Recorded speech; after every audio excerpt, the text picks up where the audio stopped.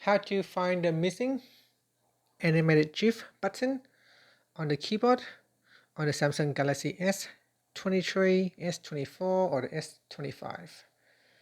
So first let's return back to the home screen by tapping on the home button at the bottom of the screen. Then on the home screen, open up an app such as Messages or Note, and this will bring up the keyboard. Now to be able to find the GIF button, tap on this emoji icon right here. So tap on that button and go across here and you'll be able to find where it says GIF. So tap on that. So here, tap on the GIF and then scroll down and select your animated images. You can use a search button to find an image that you would like, or you can swipe across and find images from different categories. So here we have fun, so the fun categories, and then you can use the search button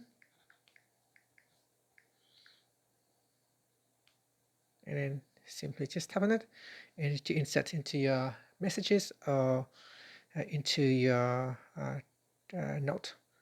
And to go back to your keyboard, you can tap on this keyboard button here. Tap on the keyboard button. This will allow you to go back to your keyboard. So this is on the Samsung keyboard.